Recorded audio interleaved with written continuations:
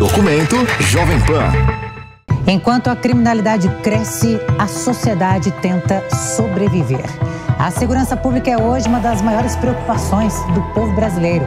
Em cidades grandes ou pequenas, a violência atinge todas as camadas da sociedade e impõe uma rotina marcada pelo medo. Um país acolhedor, de uma energia que pulsa em cada cidadão. O Brasil é marcado por contrastes. A exuberância das festas convive com a sombra do crime. A violência no país é um problema estrutural que gera pânico na população, perdas financeiras e reduz a qualidade de vida do povo. Mas eu presencio várias coisas nesse mundo assim que generaliza muita coisa, entendeu? Voltada para isso, tem que ter umas campanhas mesmo. E é bom, toda iniciativa é bom. Você se sente seguro na cidade de São Paulo? Na verdade, hoje a insegurança faz parte de todos os brasileiros, né? Isso tudo é fator. Todo fator gera uma consequência. E eu acredito que para mudar essas coisas é só a união mesmo da sociedade mais transparente, porque senão as coisas vão continuar desse jeito. Um exemplo é nós ver aí, ó, a avenida, várias viaturas. Então, a violência, ela impacta tanto a nível de nossa vida cotidiana, no lazer, no hobby, mas ela também vai contribuindo para que cada vez mais as pessoas se sintam sozinhas. E aí elas vão recorrer à tecnologia como uma forma, inclusive, para se relacionar, uma forma, inclusive, para tentar ser reconhecida de alguma forma. E aí vem os likes para tentar capturar isso. 58% dos brasileiros perceberam aumento da criminalidade em suas cidades, segundo a última pesquisa do Datafolha. Tem muito crime pela cidade, muita gente que acaba tendo essa vontade de roubar, né? Aí tem bastante moradores de ruas também, muita polícia afastada de lugares ambientados por crime, então fica meio complicado. A nação não consegue descolar de uma realidade assustadora e continua a representar cerca de 10% das mortes violentas intencionais no mundo, de acordo com a Organização das Nações Unidas. O cenário integra o problema histórico de segurança pública no país. Como delegada de polícia, integrando a segurança pública do Estado, nós encontramos desafios muito específicos em relação ao combate ao crime. Não só no tocante à estrutura em si, mas principalmente no tocante à legislação. Isso nos breca muito quando a gente tem uma atuação de prisão em flagrante, por exemplo, de um furto qualificado, e no dia seguinte são os mesmos criminosos, a mesma quadrilha, porque a legislação ela se torna muito leniente em relação aos crimes, principalmente patrimoniais. Nós vemos a necessidade de informar a população qual é o papel das polícias, porque não só nós temos que combater o crime, mas nós temos que respeitar a legislação, as prerrogativas inerentes a cada instituição policial. Então não pode haver uma afronta, um atropelo dessas prerrogativas. Então, como segurança pública municipal, já temos avançado muito, inclusive em posicionamentos no STF, da necessidade de uma maior colaboração com as forças estaduais. E, nesse sentido, a sociedade muitas vezes não entende qual é o papel de cada polícia. A polícia civil é uma polícia investigativa, ela atua após a prática criminosa. A polícia militar, inerente às forças de segurança do Estado, ela responde num policiamento ostensivo preventivo para prevenir práticas criminosas, e as guardas civis municipais nos municípios que detêm segurança pública municipal ou segurança urbana colaboram de forma complementar, tanto com a polícia civil como com a polícia militar. A violência matou 45.747 pessoas no Brasil, uma média de 125 mortes por dia em 2023. O número, entretanto, registra uma pequena redução em relação ao ano anterior, quando foram contabilizadas 46.409 mortes violentas. As informações fazem parte do Atlas da Violência 2025, divulgado pelo IPEA, Instituto de Pesquisa Econômica Aplicada. O estudo faz comparativos desde 2013, quando o número de mortes passou de 57 mil. Ou seja, de lá para cá, houve uma redução de 20,3% na quantidade de homicídios. É importante lembrar que o levantamento feito pelo IPEA sobre os dados de mortalidade do SUS mostram 45 mil mortes, o que é um significado claro, mesmo tendo reduzido pouco menos 2% entre 2022 e 2023, isso mostra que o Brasil é um país muito violento. E há várias dimensões dessa violência. Lembrando que cerca de 20 mil dessas mortes são de jovens, que teria muita vida pela frente, muita produtividade para acrescentar ao país. Isso é uma tragédia gigantesca. Nos últimos 10 anos, o Atlas também mostra que cerca de 100 mil jovens, com menos de 19 mil, morreram nessa máquina da violência. Existem dados que estão um tanto escondidos ali, como, por exemplo, o fato de uma constatação que entre 2022 e 2023 houve um aumento de 52% de violência contra crianças até menos de 4 anos. Isso é um dos tantos absurdos. Além dessas 45 mil mortes, nós temos mais 34 mil mortes de pessoas que morreram no trânsito. Nós estamos chegando praticamente a 80 mil mortes violentas e sem ter nenhum programa, nenhuma política clara para tentar reduzir essa violência. Mas não há o que comemorar no país, onde a violência grita e o povo pede socorro. Apesar da queda geral de homicídios, as mortes de mulheres, bebês e crianças de até 4 anos estão em alta e preocupam analistas por terem um ponto em comum: a violência doméstica. Não necessariamente uma incidência real. A violência, ela existe há muito tempo. O que acontece? Esse aumento estatístico, ele revela um colapso mesmo dentro dessa estrutura familiar, mas hoje as pessoas têm mais acesso à informação, então elas denunciam mais, por isso que os índices aumentam. Então, a maioria das agressões hoje ela acontece dentro de casa, onde as crianças deveriam estar seguras. Então, como eu disse, esse aumento, sim, estatisticamente, porque as pessoas estão denunciando mais, mas eu também vejo que como as escolas e as unidades básicas de saúde, as UBSs, os centros comunitários estão pecando nisso e contribuem para esse aumento das agressões. Por quê? Eles deixam de cumprir um papel de frente, de combate, eu sou a primeira pessoa a combater isso, como um agente de identificador e comunicador desse sinal de violência, porque é para isso que a gente tem assistentes sociais que vão nas casas, identificam sinais que muitas vezes são sinais velados dessa violência e também não estão fazendo isso. Então, existe um aumento porque as pessoas denunciam mais, mas também porque os órgãos que deveriam fornecer uma proteção primária estão deixando a desejar. A cada dia, 10 mulheres são assassinadas no Brasil. Foram 3.903 ocorrências em 2023, o maior patamar desde 2018. Estima-se que 1 em cada 3 casos seja de feminicídio. Caroline Sigolini, advogada de direito de família, ressalta que o panorama cobra a adoção urgente de políticas públicas focadas em diminuir essas estatísticas. Na minha opinião, a relação entre a falta de segurança pública com os crimes de violência contra a mulher ela é total e isso ocorre por diversos motivos. Então a gente tem aqui a inércia do Estado, que na minha opinião é a principal. Muitas mulheres já denunciaram seus agressores, denunciam, as autoridades não oferecem uma proteção efetiva. E quando elas oferecem essa pseudo-proteção efetiva, a gente tem a questão da impunidade. Não existe uma falta de, existe uma falta de investigação e punição efetiva. Isso que reforça a ideia de que o agressor não vai ser responsabilizado. Não temos políticas preventivas, hoje não existe programas estruturados, de fato, de apoio a essas vítimas. Então, casas de acolhimento de verdade, né? Então, a mulher permanece numa situação vulnerável.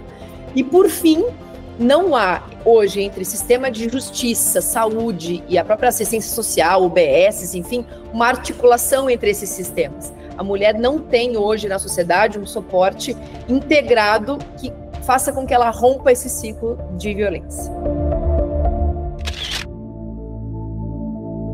A violência no Brasil segue como uma sombra constante na vida dos cidadãos. Sair de casa é um ato de coragem diária. O medo está presente nas ruas e até mesmo dentro de casa. Famílias inteiras moldam suas rotinas para evitar o risco. O cidadão comum vive entre a esperança por dias mais seguros e a dura realidade de um país que ainda não consegue proteger sua população por completo. O nosso grande erro histórico, e erro que cometemos até hoje, foi sempre acreditar que segurança pública é sinônimo de encarceramento, de endurecimento de pena. E não, é isso também, mas não somente isso, né? Segurança pública se faz principalmente com políticas sociais voltadas para os menos desfavorecidos, voltada para a população que anda na faixa da exclusão, para a população mais vulnerável. Mas esse tipo de abordagem, esse tipo de política social, é uma política que já deveria ter sido implementada lá atrás, há muito tempo, como já ocorreu em diversos países, inclusive em nossos vizinhos aqui do Cone Sul, porque é uma política que leva muito tempo para surtir efeito. Geralmente leva 2, 3 gerações para surtir efeito. E esse tempo nós não temos, nós precisamos de uma melhora, embora parcial, para agora, para hoje. Não podemos esperar tanto tempo para isso, né? A segurança pública nunca deixou de ser um dos maiores desafios enfrentados por governos em todas as esferas. Os estudos mostram que 9 em cada 10 brasileiros consideram a criminalidade uma grande preocupação. Porque eu acho que a segurança aqui, mulher, no geral, nunca se sente 100% segura, né? Independente do lugar. E acho que aqui, como uma grande metrópole, né? Como várias outras, a gente tem vários problemas de segurança pública. Então, a gente exige cuidados extras que eu não gostaria de ter, assim, que não me fazem sentir segura. O pilar dos direitos sociais é, sim, a segurança pública. E a segurança pública, ela não é tratada como prioridade por parte do governo federal, por exemplo. Quando a gente não tem uma estrutura sólida e forte de segurança pública, automaticamente se inviabiliza o usufruto do exercício de outros direitos sociais, como educação, como saúde, como lazer.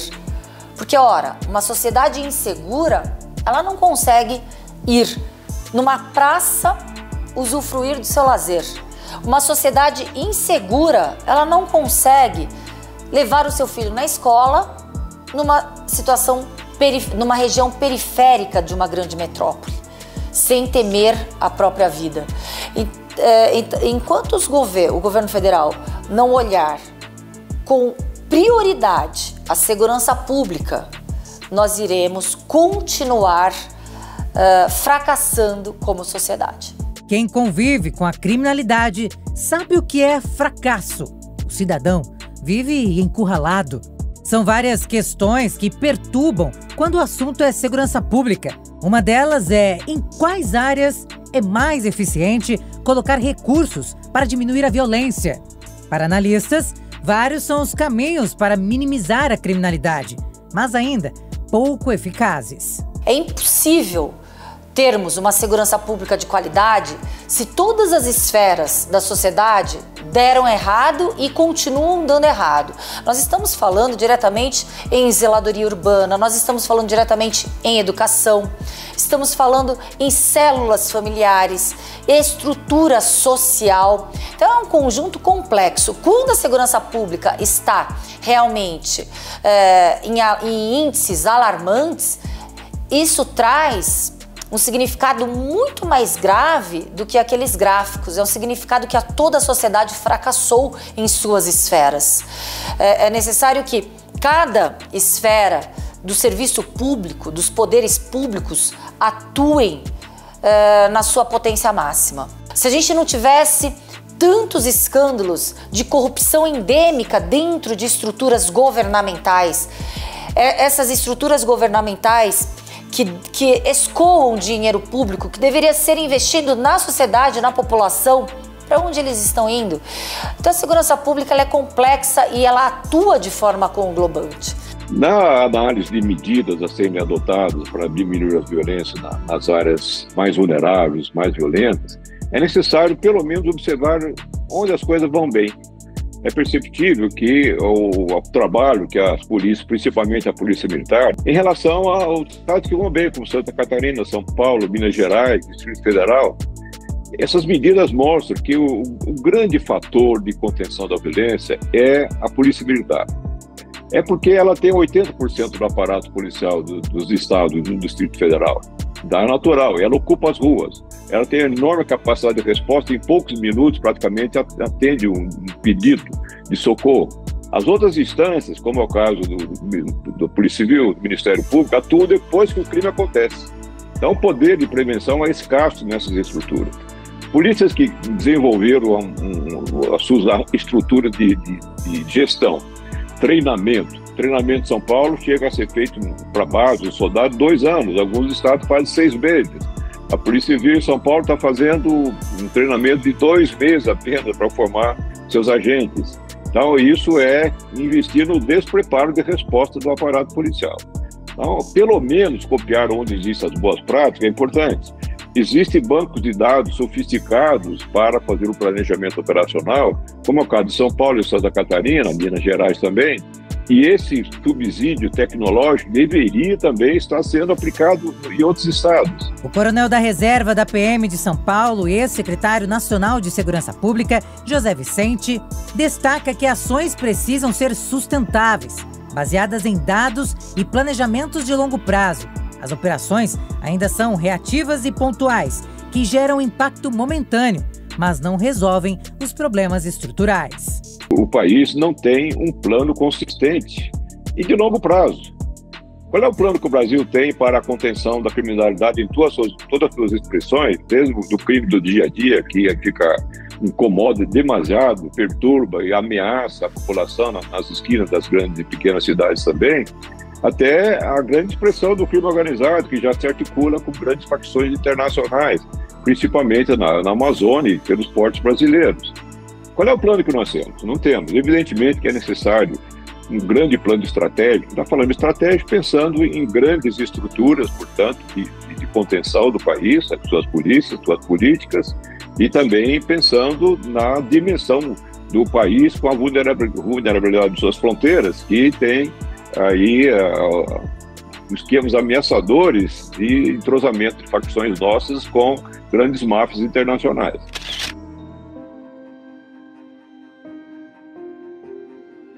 A falta de segurança pública não tem a ver com dinheiro, porque investimento tem. Existe o Fundo Nacional de Segurança Pública, um dos principais instrumentos de financiamento e apoio e prevenção à violência. O Fundo Nacional de Segurança Pública é o principal instrumento de financiamento da segurança pública no Brasil.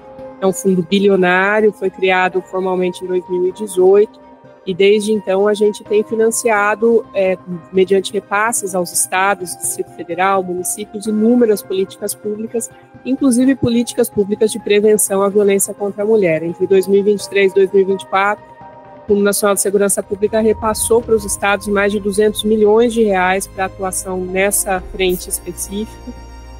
E desde 2020, repassou aos estados mais de 5 bilhões de reais para a segurança pública. Desde o início de 2025, mais de 150 milhões já foram repassados e executados pelas unidades federativas.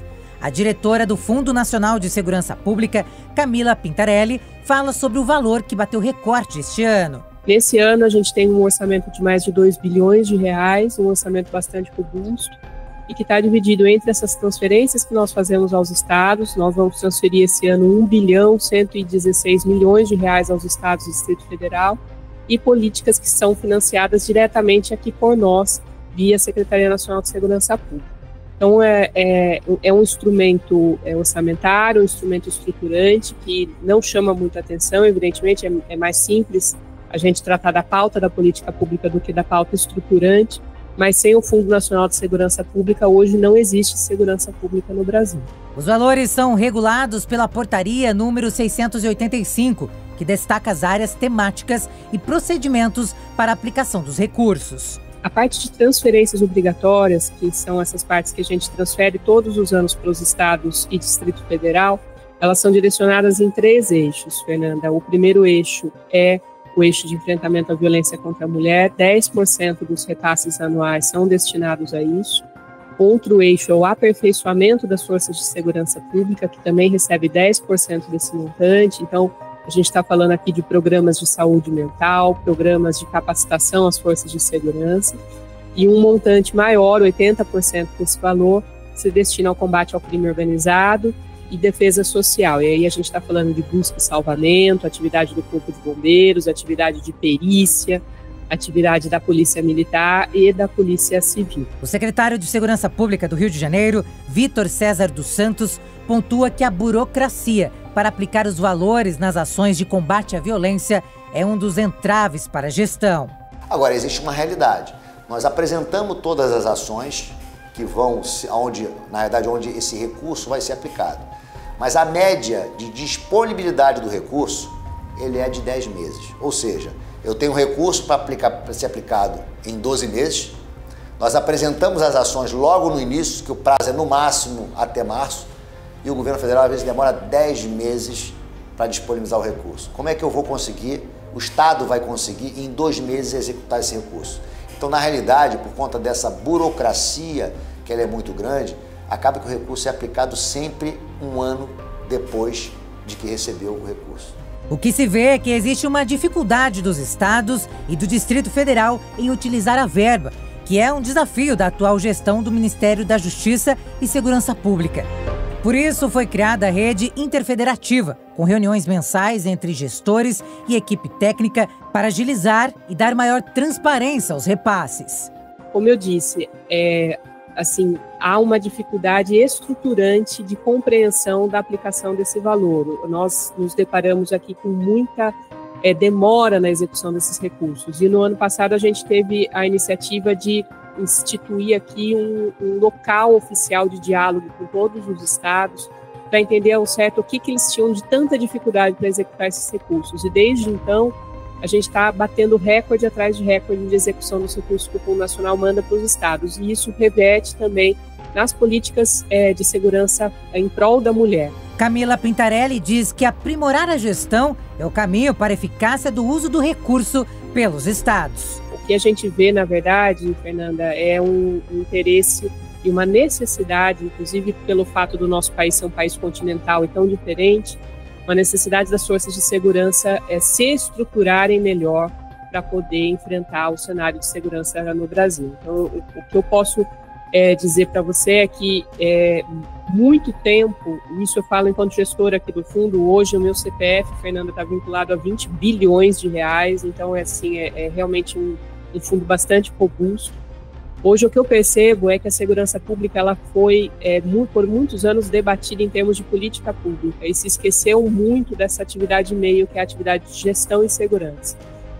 E a gestão e segurança é que faz a transformação do recurso em política pública. Então, o que a gente está fazendo aqui no fundo, desde que eu cheguei no ano passado, é um verdadeiro letramento em gestão aos estados, às equipes municipais. A gente tem muito déficit hoje de capacitação em gestão no Brasil.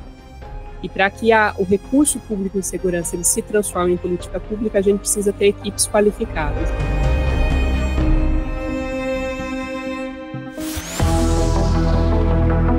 Recursos tem, mas vencer a violência vai além de dígitos. São necessárias estruturas sólidas e ações que realmente transformem a realidade sangrenta do país.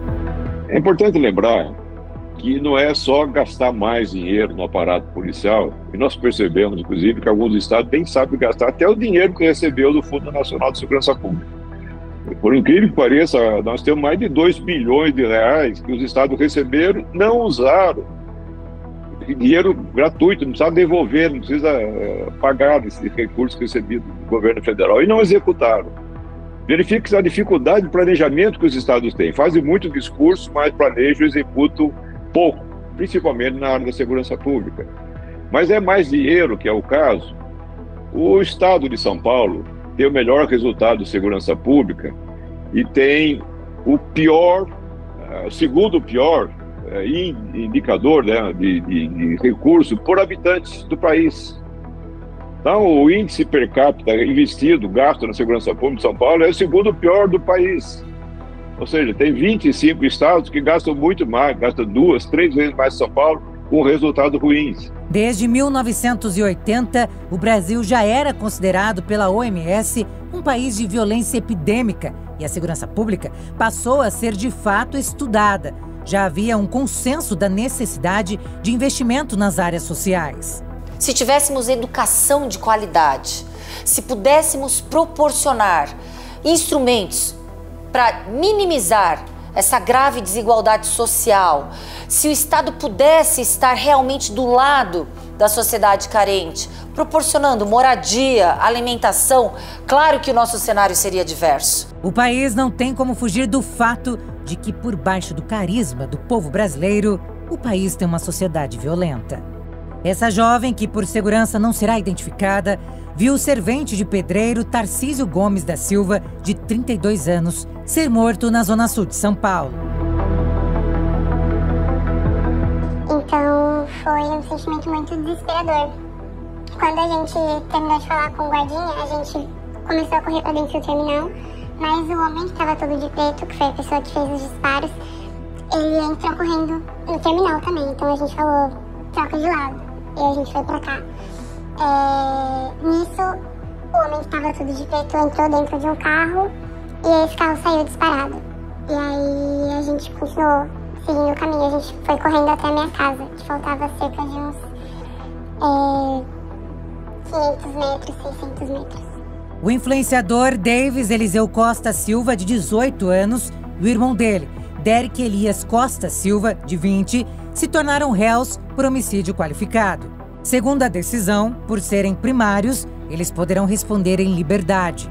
É muito injusto saber que as coisas acontecem e não tem nenhuma consequência. Ainda mais eu, como sendo mulher, eu corro risco o tempo todo na rua. O servente de pedreiro foi morto com 11 tiros. O motivo do crime? Vingança. Eu não vi... eu não consegui ver o disparo, ele disparando, nem o rosto dele, nem a pessoa que foi atingida. Mas eu vi a pessoa que disparou e a arma na mão dela. Assim que a gente viu o que estava acontecendo, a gente saiu correndo pra frente, em direção ao caminho que era da minha casa mesmo. Triste, cruel e desesperador. A população sente os efeitos diretos da falta de segurança. Ainda é bem difícil passar por aquele trecho onde isso aconteceu. Eu preciso passar por lá todos os dias para ir até a minha academia. E sempre que eu passo por lá, eu lembro da cena e dá um sentimento no coração de... não de desespero, mas dá uma pontada de um sentimento ruim quando eu passo por ali.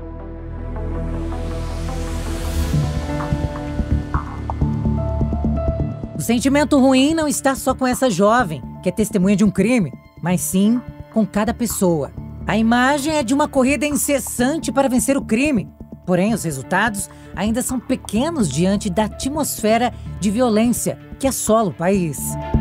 Toda vez que eu saio de casa com medo, saio de casa preocupada, atenta a tudo que está acontecendo.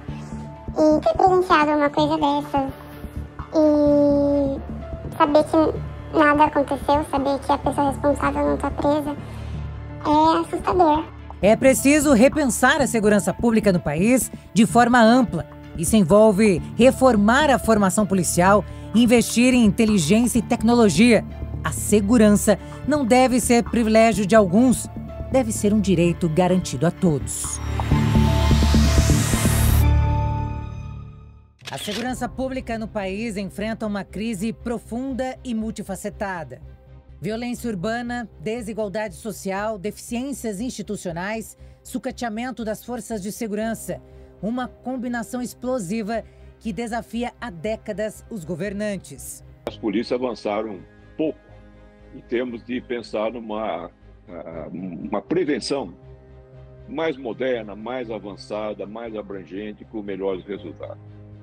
Então, simplesmente, as polícias acharem que tem que fazer tudo, e que sendo mais afirmativas, mais violentas, inclusive, com mais letalidade, mais confronto, com tropas camufladas, fuzis, que isso vai resolver, não vai.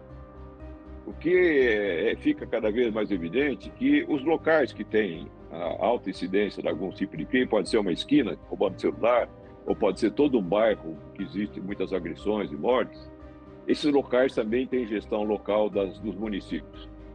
E é necessário que as polícias ampliem, principalmente a PM, que está aí no comando das ruas, das cidades, que elas ampliem as suas parcerias de prevenção. Diante do retrato violento, o país se vê obrigado a repensar sua estratégia. E a resposta está cada vez mais na tecnologia. Drones, câmeras inteligentes, monitoramento por GPS e inteligência artificial. Ferramentas que antes pareciam futuristas, hoje estão ao alcance de governos e forças de segurança e têm mostrado resultados promissores quando bem aplicadas. A tecnologia precisa estar alinhada com todas as ações. Conforme especialistas, políticas públicas de segurança vão muito além do patrulhamento ostensivo. Elas envolvem planejamento, inteligência, prevenção e, sobretudo, integração. Então precisamos de uma melhora, embora parcial, para agora, para hoje. E uma melhora para hoje, a política de segurança pública, ela vai passar inevitavelmente por uma repressão ao crime. E em relação à repressão ao crime, eu tenho o entendimento que as nossas estruturas são muito falhas. Por exemplo, a nossa polícia, ela não é uma polícia fragmentada. Ela não adota o que nós chamamos ciclo completo de polícia, né? As polícias estaduais, a polícia militar, a polícia civil, a polícia técnico-científica, ela não participa de todas as etapas do processo policial, por exemplo, a repressão, o patrulhamento, a investigação, a perícia. E por isso, por ser uma polícia que não detém o ciclo completo de polícia, ela acaba demorando muito para solucionar o crime, para dar uma resposta à sociedade, gerando toda uma sensação de insegurança. Em junho de 2024, o Ministério da Justiça e Segurança Pública apresentou à Presidência da República a primeira versão de uma proposta de emenda à Constituição para uma reforma estrutural no Sistema Único de Segurança Pública. Desde então, o texto tem sido debatido e divide opiniões. Quando a gente fala da PEC da insegurança ou a PEC do caos, é muito perceptível a ausência de foco no combate ao crime. Porque quando você esvazia a potência, o combate ao crime no âmbito do Estado, das forças policiais, e você sobrecarrega uma polícia no âmbito da União, a Polícia Federal, com diversas demandas, você torna ineficiente o combate ao crime e torna inerte a atuação do Estado no combate ao crime, que hoje corresponde a 90% das forças policiais. Você despreza as particularidades regionais de cada Estado também em crimes que ocorrem. Então, não é uma solução. É criar um caos maior na situação de segurança pública que está, sim, caminhando para a UTI. O contexto da discussão é marcado por uma transformação significativa no perfil da criminalidade, desde a promulgação da Constituição de 1988, há quase 37 anos. O crime que antes se concentrava em esferas locais passou a operar em níveis interestaduais e até internacionais. Além disso, as organizações criminosas expandiram suas atividades, ultrapassando fronteiras geográficas. Para analistas, diante dessa realidade, é indispensável que os poderes públicos adotem uma estratégia nacional integrada e bem estruturada para enfrentar de forma eficaz esse tipo de criminalidade complexa e dinâmica. O crime organizado no Brasil, ele está simplesmente crescendo. Não estamos vendo a contenção, a mitigação que seja a respeito das ações que eles vêm desenvolvendo.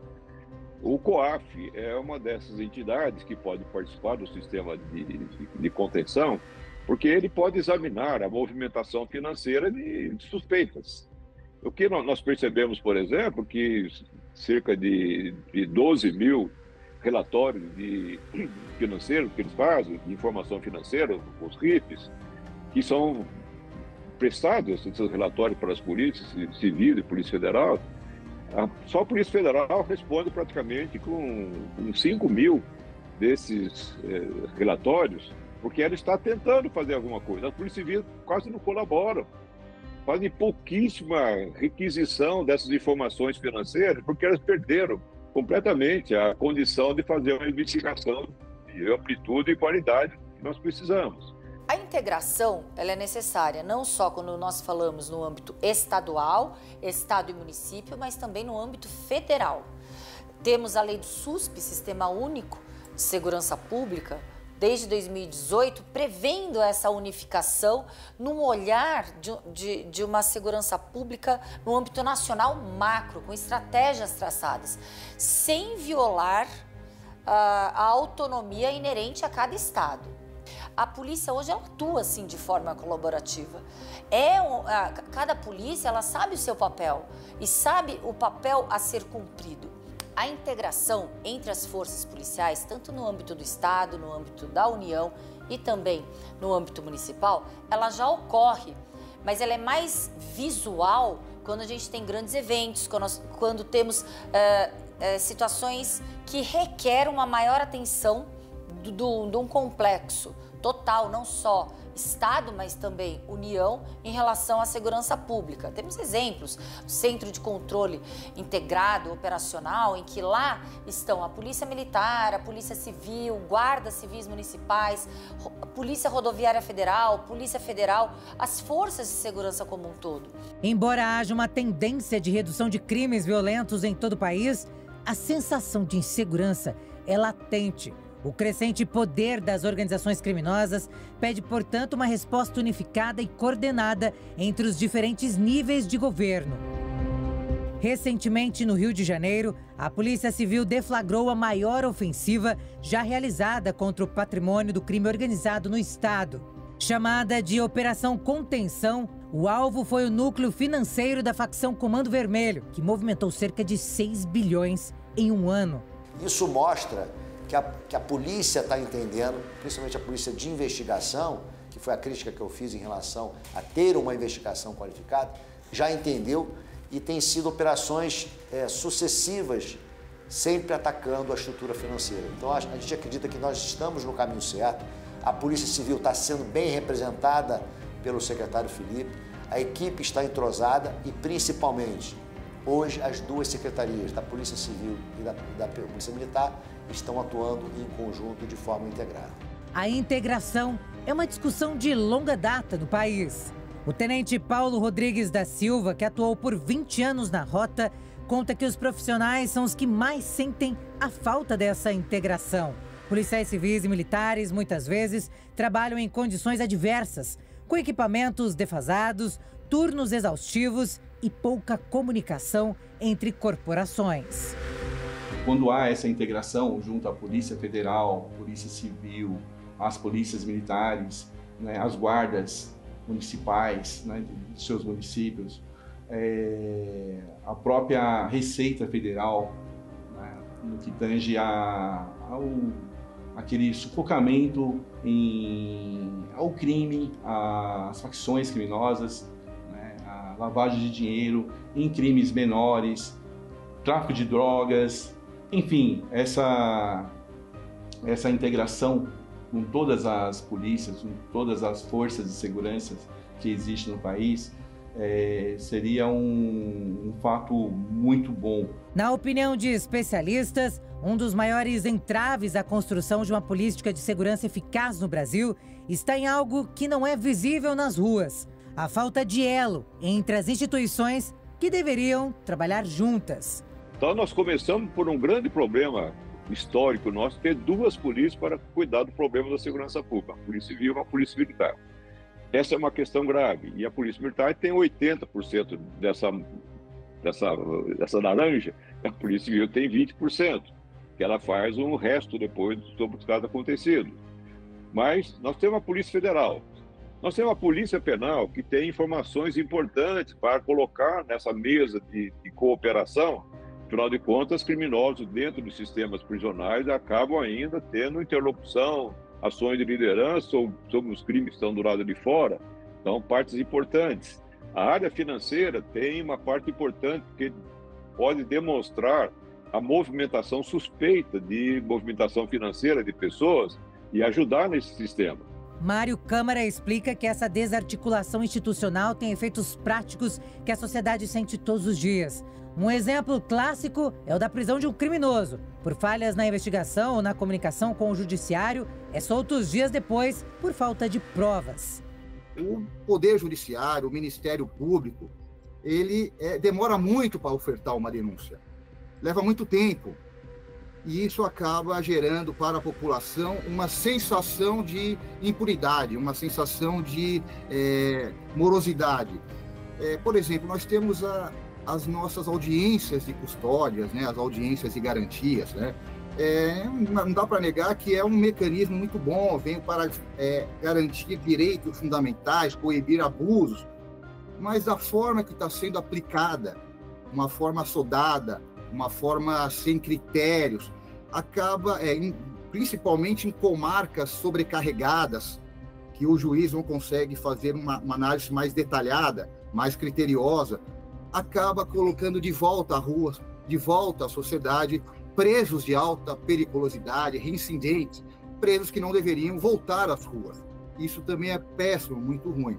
Então esse sentimento de impunidade, de insegurança, poderia ser resolvido com ações mais eficazes dos agentes de segurança, das polícias militares, da Guarda Municipal, né, da Polícia Civil, enfim, para que possa o cidadão de bem ele possa transitar com segurança, mas isso também pesa muito no que a gente pode falar e citar aqui. Nós temos um Código Penal arcaico, né, de 1940.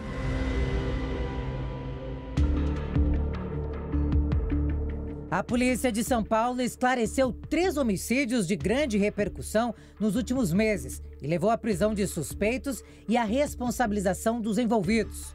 Mas a última pesquisa do Instituto Sou da Paz mostra que essa não é a realidade da maioria dos casos no Brasil.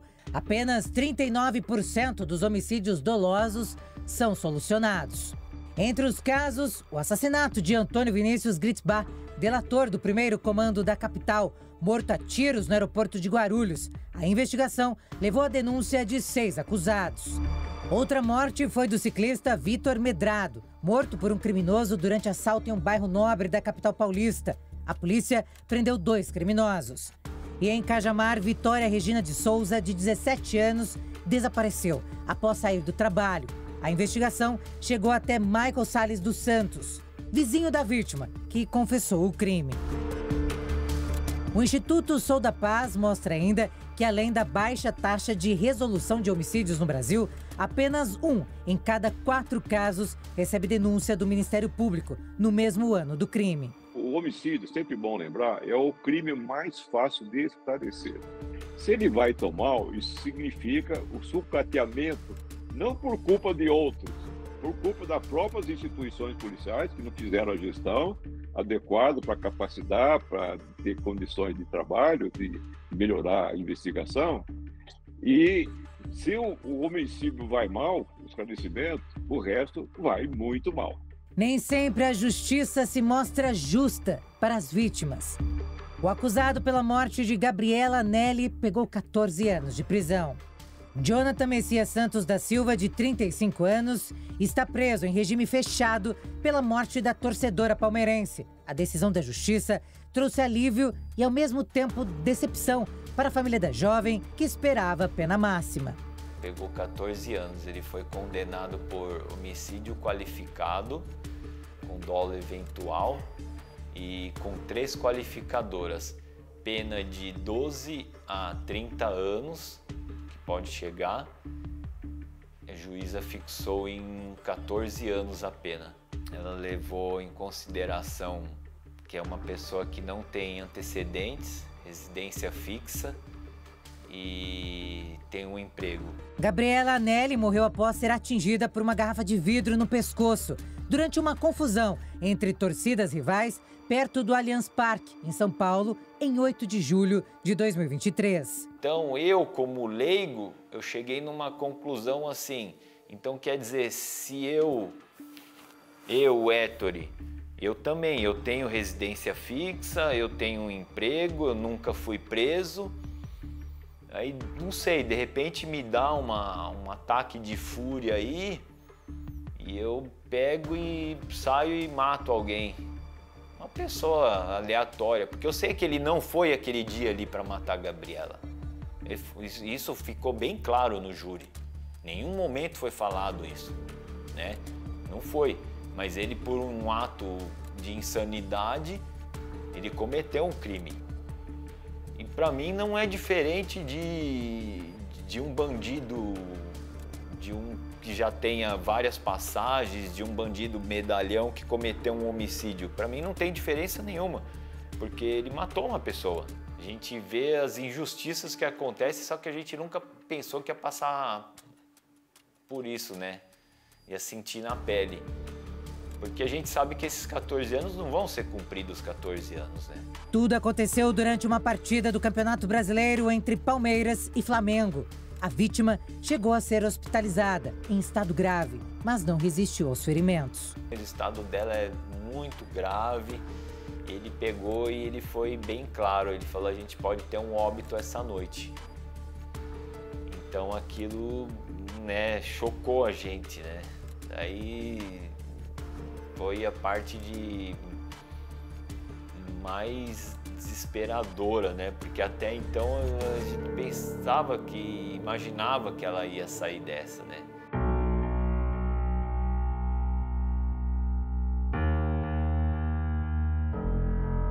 O impacto psicológico da violência urbana na sociedade é grande. Medo, trauma, deixam marcas profundas em milhões de brasileiros.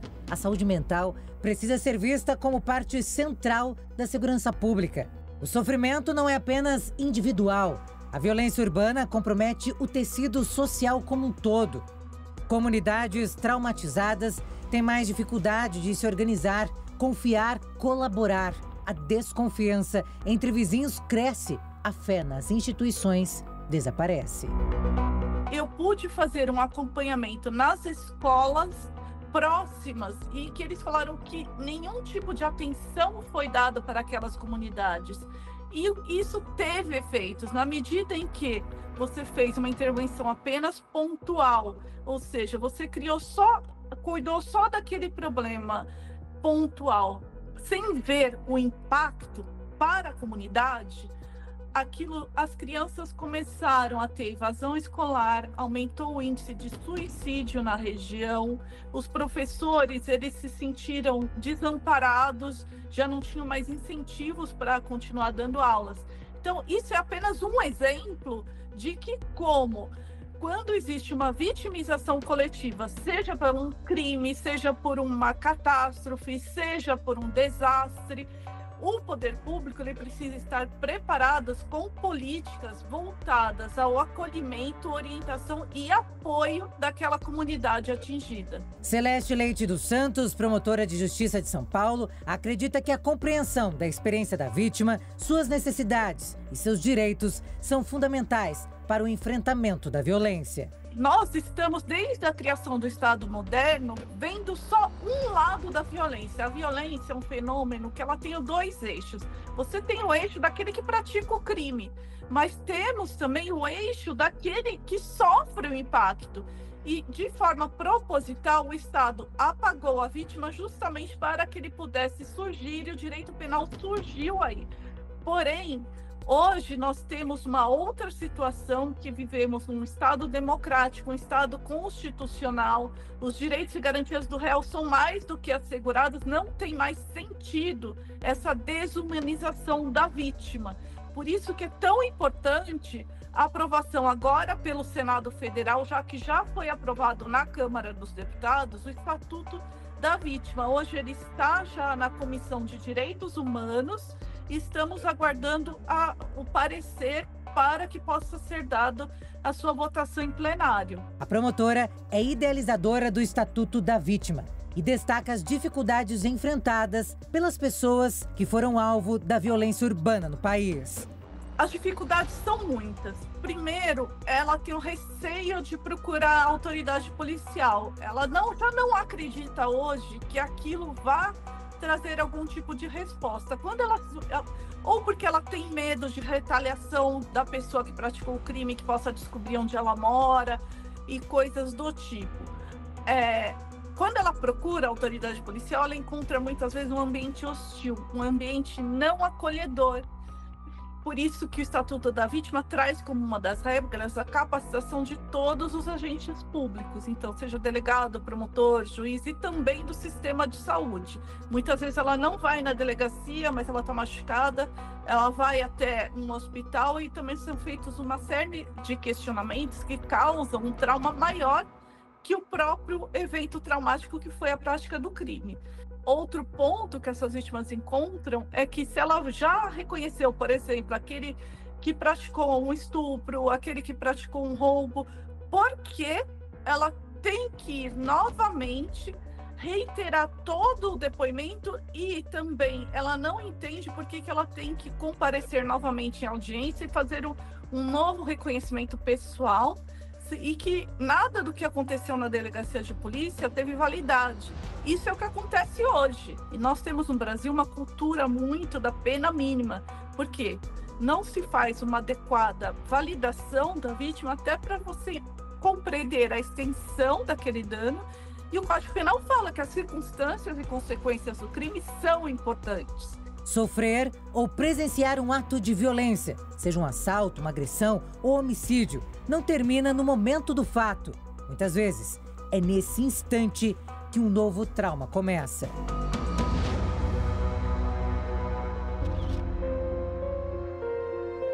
Transtornos como ansiedade, depressão, insônia, crises de pânico são comuns entre pessoas que vivem sob o medo constante da violência. Esse estado de alerta contínuo compromete a qualidade de vida, afeta relações familiares, reduz a produtividade no trabalho e, em muitos casos, isola a vítima. Uma pessoa que passou pela exposição de uma violência, seja ela qual for, vai ser uma pessoa que vai desenvolver aí possíveis transtornos ou uma sensação de insegurança, impotência ou até mesmo de raiva.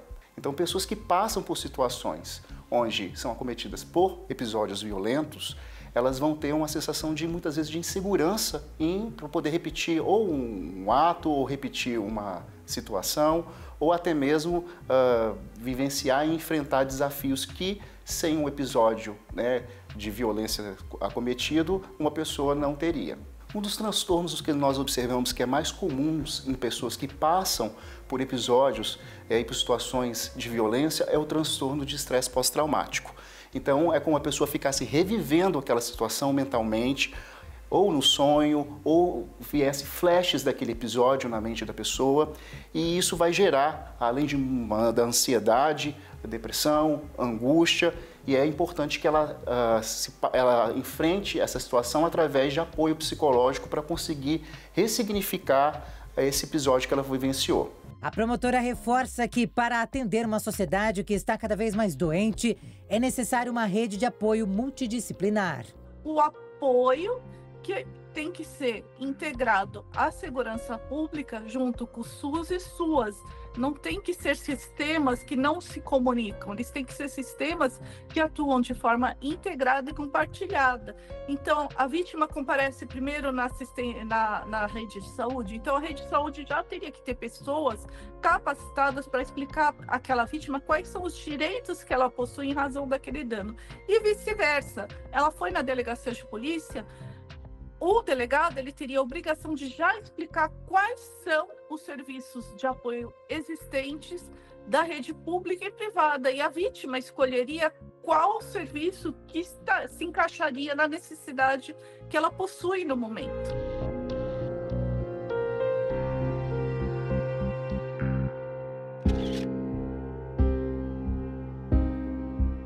Em um país onde a violência urbana se tornou parte do cotidiano, toda ação que busque despertar consciência, educar a população e cobrar respostas do poder público precisa ser celebrada e reforçada.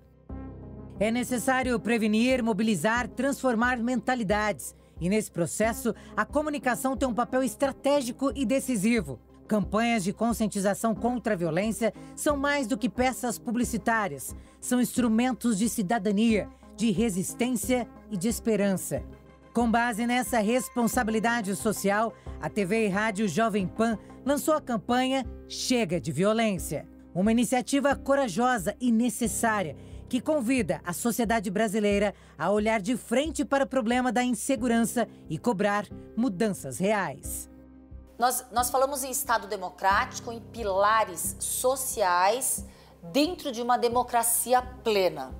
Nós temos o sistema de justiça, nós temos a segurança pública, mas nós temos a imprensa. A imprensa tem um papel preponderante justamente no inconsciente coletivo, na formação de opinião.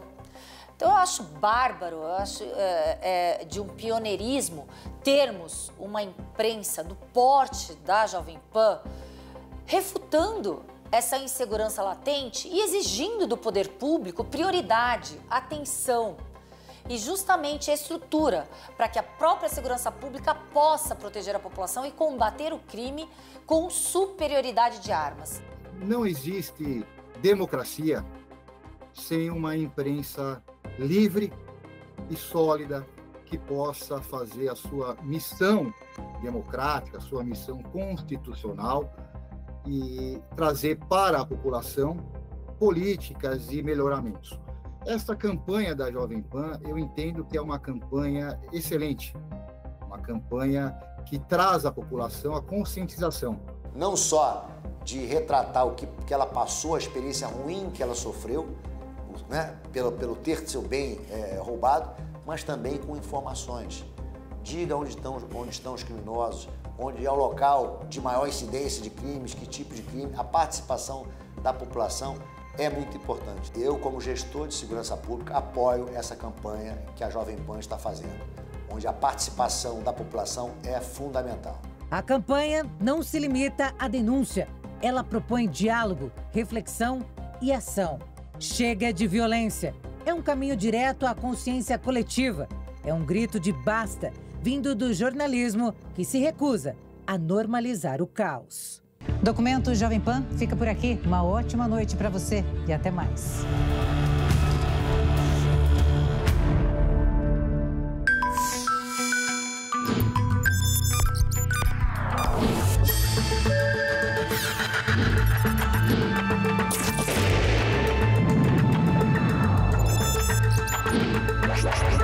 Documento Jovem Pan.